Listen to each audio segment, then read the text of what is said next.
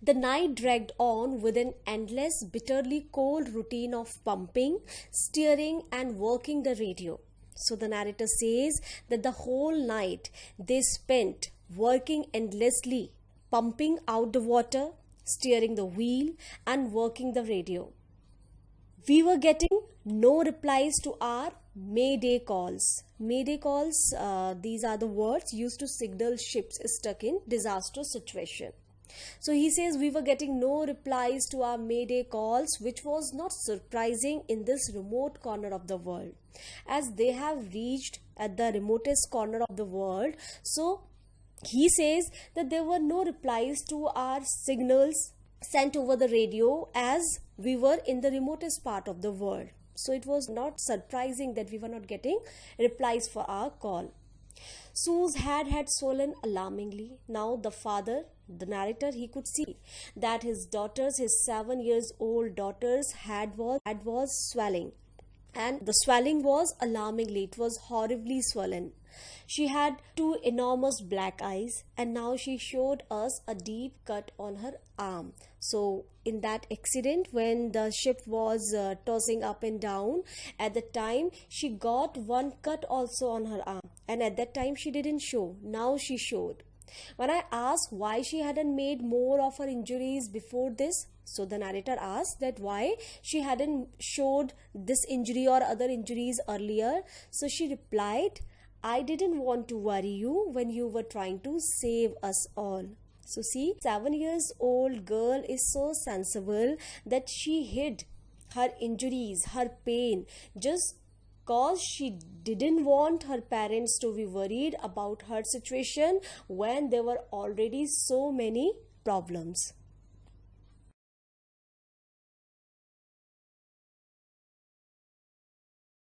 By morning on January 3rd, the pumps had the water level sufficiently under control for us to take 2 hours rest in rotation. So by that time they hadn't taken any rest, all four, two crewmen and this couple.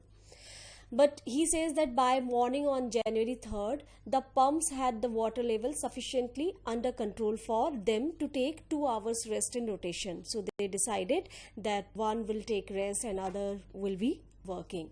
So, but we still had a tremendous leak somewhere below the water line, and on checking, I found that nearly all the boat's main rib frames were smashed down to the keel. Keel is the steel structure along the base of the ship.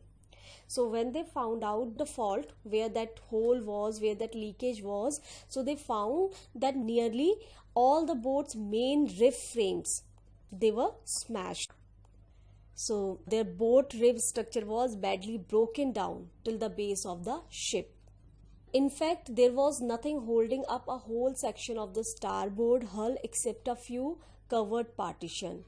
He says the whole section of starboard was held together with a few covered partition only. Otherwise, it was totally damaged. We had survived for 15 hours since the wave hit, but wave walker wouldn't hold together long enough for us to reach Australia.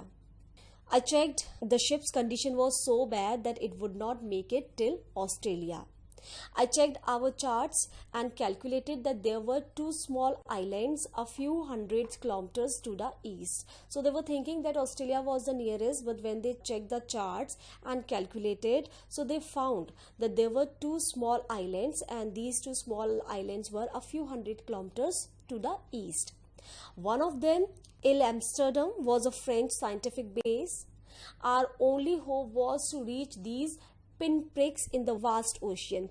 Pinpricks, a small hole made by some needle. So pinprick in the vast ocean means these islands were so small, like a pinpoint.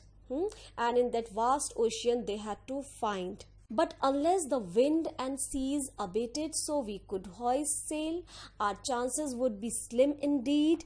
The great wave had put our auxiliary engine out of action.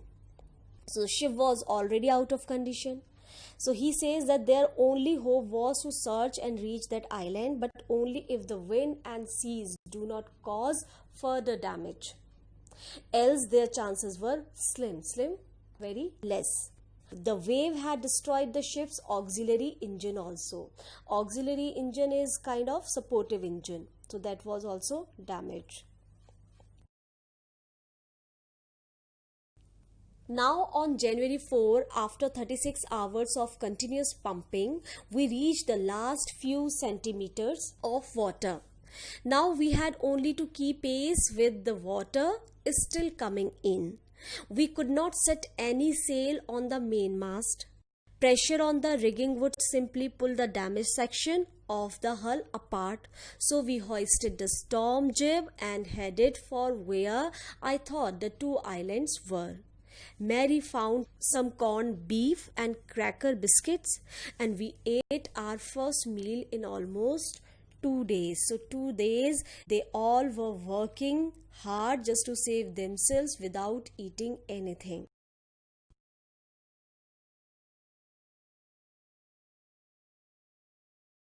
But our respite was short-lived.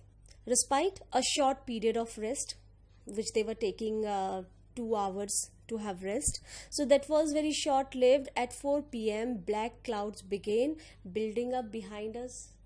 Within the hour, the wind was back to 40 knots and the seas were getting higher. The weather continued to deteriorate throughout the night, and by dawn on January 5, our situation was again desperate. So he says the same thing, that the wind was now 40 knots and the sea was getting higher. The weather got worse, and by the early morning of January 5, the situation was worse. When I went in to comfort the children, so he went again in children's cabin. When I went in to comfort the children, John asked, "Daddy, are we going to die?" So he says that he went to his children's cabin to check them, and John asked, "Daddy, are we going to die?" I tried to assure him that we could make it. We could make it. We would survive. "But Daddy," he went on, "we aren't afraid of dying if we can all be together. You and Mummy, Sue and I." So here, this line you can see. This is the gist of the story. That's why it is the title also of this story. So this 6 years old baby says that we aren't afraid of dying if we can all be together. So that is the strength of unity. Though these two children, they can't do anything, they can't help the parents in saving that ship from that storm, but this moral support, this optimism, this positive thinking was giving strength to this father.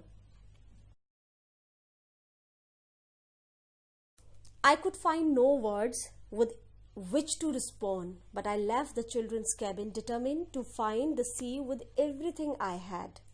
So at that moment, even the narrator was not sure whether they would be able to make it or not. So he couldn't find any word to respond because he didn't want to give any fake hope also.